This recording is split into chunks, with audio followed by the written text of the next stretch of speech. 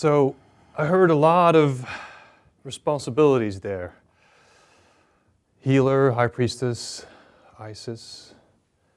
How is that manifesting itself in your world now?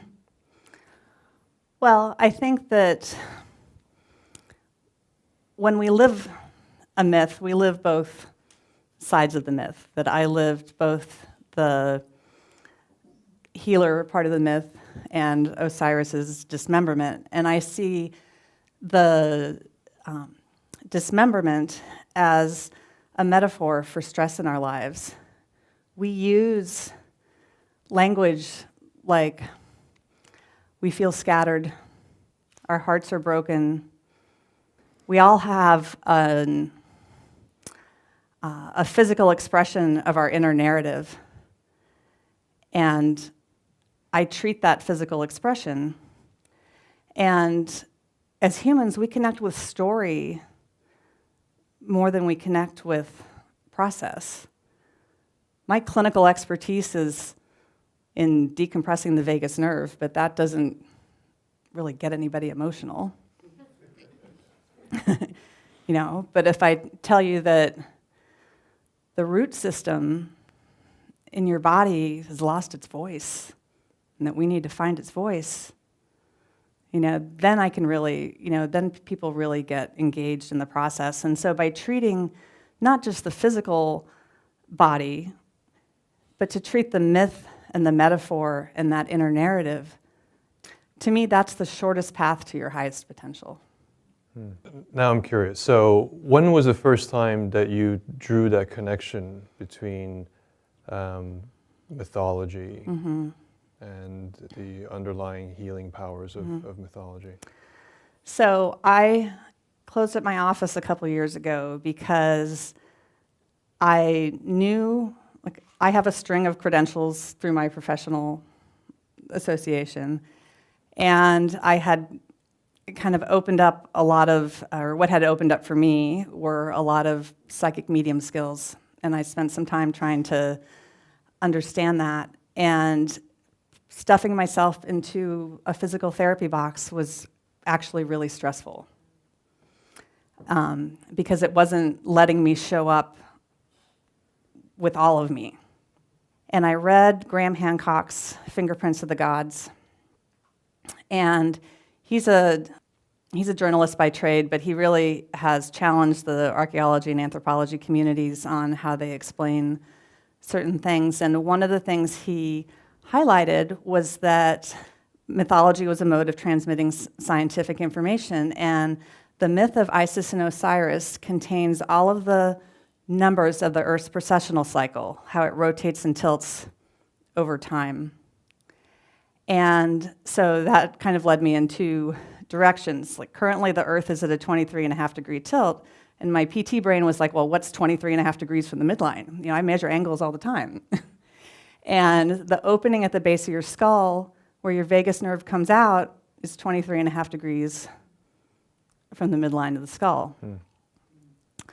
And so the other piece of that, and so like maybe a month later or so, I was doing an online stress management thing. It was around the holidays, and I ended up talking a lot about the ventricles in the brain that make cerebral spinal fluid. And I have a favorite picture that I've in a set of anatomy books of the ventricles of the brain that I've had for years and years. I've had these books for many years. So I thought, well, I'll take a picture of that and put it on my social media. And so at this point, just for my own edification and dealing with my own midlife crisis or my own midlife spiritual awakening, I had been exploring astrology. And so this image is a compilation of MRI images to give you a 3D picture of what the ventricles look like. It's not a drawing. And when I opened the book, I said, oh, they look just like the ram's horns for Aries.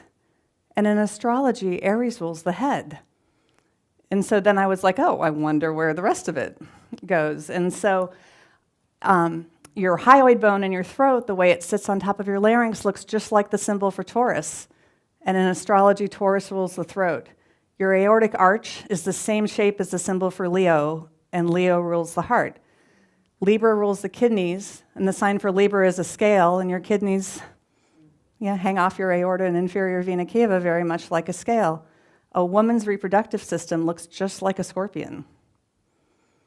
And Scorpio actually has 3 symbols that go with it. It's got the scorpion, the snake, which could be the male phallus, and then the phoenix, rising from the ashes where we create from. And so it works through the whole body. And so that really connected the dots for me, that this is just a way that science was coded into mythology. It was just a different way of talking about medicine and a different way of talking about science.